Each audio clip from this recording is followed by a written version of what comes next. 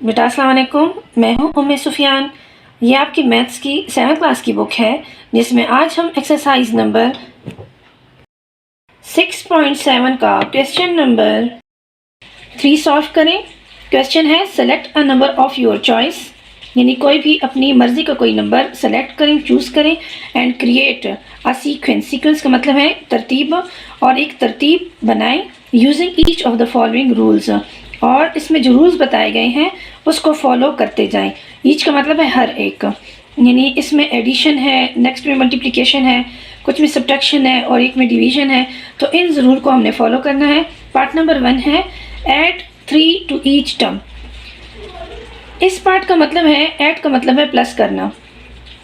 हमने कुछ टर्म ऐसे बनाने हैं जिसमें हमने हर टर्म में 3 को ऐड करना है। मीन्स अगर हम कोई एक फिगर लेंगे तो उसके साथ हम 3 को प्लस करेंगे, और उससे जो आंसर आएगा उसके साथ फिर मज़ीद 3 को प्लस करेंगे, और इस तरह कुछ हम टर्म बनाएंगे। तो बच्चों अपनी मर्ज़ी का कोई भी नंबर ले लें। मैं 5 को चूज़ कर रही हूँ।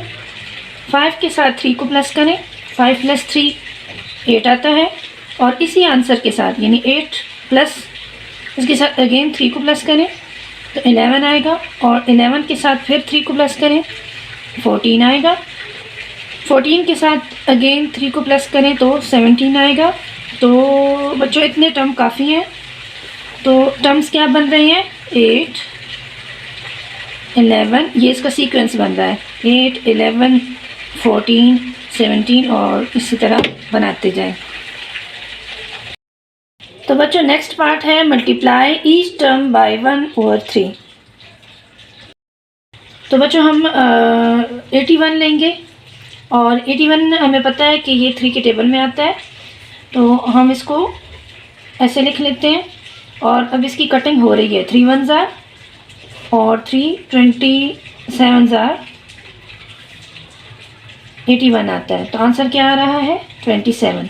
अब हम 27 को 1/3 में से मल्टीप्लाई करेंगे, तो इनकी कटिंग हो रही है तो हम कटिंग कर लेते हैं।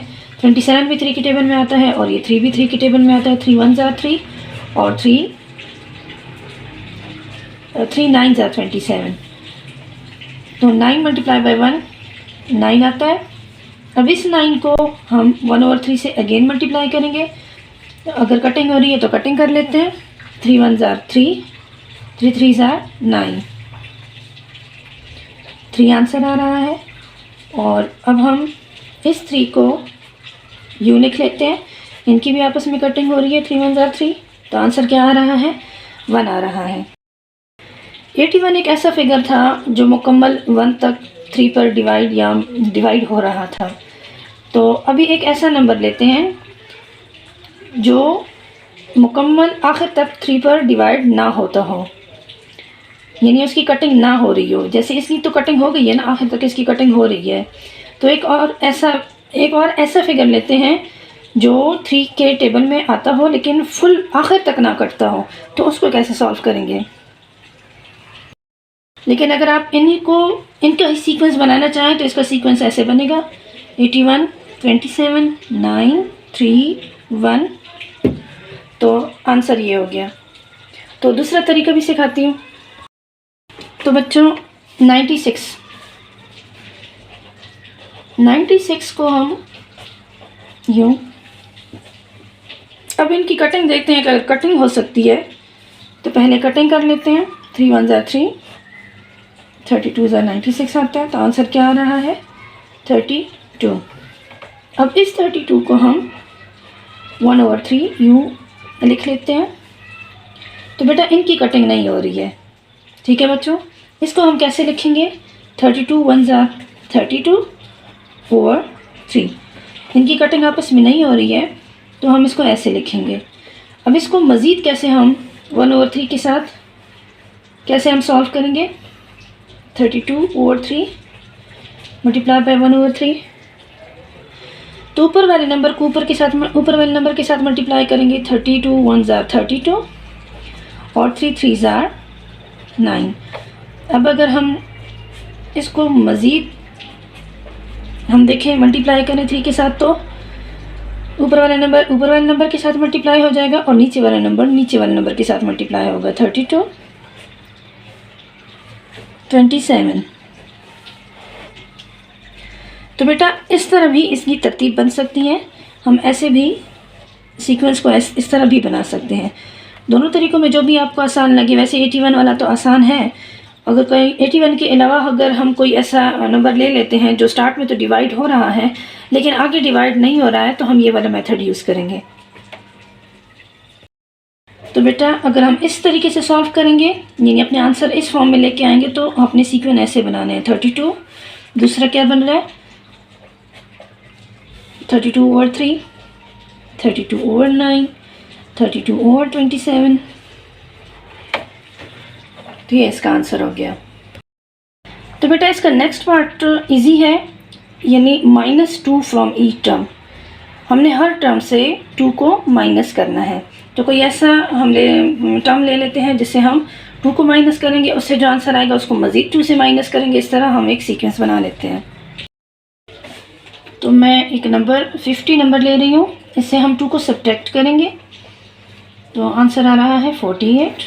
अब 48 से हम 2 को माइनस करेंगे तो आंसर आएगा 46। 46 से 2 को माइनस करेंगे तो 42 आएगा। और इसी तरह 42 से अगर हम 2 को माइनस करेंगे तो 40 आएगा। मेरे ख्याल से इतने सीक्वेंस के लिए इतने नंबर काफ़ी हैं। तो क्या सीक्वेंस बन रहा है, ये जो आंसर आए हैं ना, इनका हमने सीक्वेंस बनाना है। ये जो हम प्रोसेस कर रहे हैं ना, जो मेथड कर रहे हैं, इनको नहीं लिखना आंसर में। 48, 46, 42 और 40। तो ये बच्चों इसका आंसर हो गया। तो बच्चों नेक्स्ट पार्ट है डिवाइड ईच टर्म बाय 2, यानी हर टर्म को हमने 2 से डिवाइड करना है। तो बेटा 20 का नंबर हम ले लेते हैं जिसको हम 2 से डिवाइड करेंगे। 2 से डिवाइड करेंगे तो 2 1s are 2 और 2 10s are 20। तो 10/1 आंसर आ रहा है। तो बेटा 10/1 अगर आंसर आ रहा है तो इसको अब मज़ीद हम 2 पे कैसे डिवाइड करेंगे, 2 नीचे लिखें। ये 2 डिनोमिनेटर भी आ गए हैं, एक डिनोमिनेटर ये हो गया और एक ये वाला हो गया। तो इस वाले डिनोमिनेटर को हम नीचे उतार लेते हैं। जब नीचे लेके आएंगे तो ये मल्टीप्लाई हो जाएगा, तो इसकी ये शक्ल बन जाएगी 10 2 × 1। तो बेटा ये आंसर आएगा। अब 10 2 1s are 2 आएगा। ठीक है बच्चों, 2 1s are 2। तो 10/2 को अब हम मज़ीद 2 पे डिवाइड करेंगे। तो ये वाला 10/2, ये वाला जो 2 है ये नीचे आ जाएगा। जब नीचे आएगा तो इस पहले वाले 2 से मल्टीप्लाई हो जाएगा और इसकी शक्ल यूँ आ जाएगी। ऐसा आपकी आसानी के लिए दोबारा लिख रही हूँ, वरना आप डायरेक्ट भी इसको सॉल्व कर सकते हैं इस तरह। 10 लिखे, 2 2s are 4। अब 10/4 को भी हम 2 से डिवाइड करेंगे। 4 को नीचे लेके आएंगे तो ऑटोमेटिकली 4 2 के साथ मल्टीप्लाई होगा। 10/2 × 4, तो आंसर आएगा 10 4 2s are 8। तो मेरे ख्याल से बेटा सीक्वेंस बनाने के लिए इतने टर्म काफ़ी हैं। और बेटा जो सीक्वेंस हमारे पास बन गई है उसको इस तरह तरतीब से लिख लें। तो ये इसका आंसर है बेटा। तो क्वेश्चन नंबर 3 का लास्ट पार्ट है add 0.1 to first term, add 0.2 to second term और इसी तरह add 0.3 to third term and so on. इसका मतलब है कि हमने हर टर्म के साथ 0.1 को, पहले वाले टर्म के साथ हमने 0.1 को ऐड करना है, प्लस करना है। फिर दूसरे वाले टर्म के साथ हमने 0.2 को टर्म को प्लस करना है, यानी इससे जो आंसर आएगा उसको हम फिर 0.2 से प्लस करेंगे और उसी आंसर को फिर आगे 0.3 से हमने प्लस करना है। ये तो बेटा 0.1 के साथ हम 1 को ही प्लस कर लेते हैं। 1 यहाँ लिखेंगे, पॉइंट से पहले 1 लिखेंगे, पॉइंट के बाद नहीं लिखेंगे। तो 1.0, पॉइंट के बाद ये डेसिमल है, ये 0 है, इसकी कोई वैल्यू नहीं है, 1 1 ही रहेगा। अब हम 1 के साथ बल्कि यूँ लिख लेते हैं कि 1.0 यानी 1 के साथ हम 0.1 को प्लस कर लेते हैं। अब इसके प्लस के बाद 1.1 ये आंसर आ रहा है। पहले टर्म ने हमने 1 0.1 को प्लस करना है, दूसरे टर्म के साथ हमने 0.2 को प्लस करना है। 1.3 आंसर आ रहा है। अब हमने इसके साथ 0.3 को प्लस करना है, तब क्या आंसर आएगा?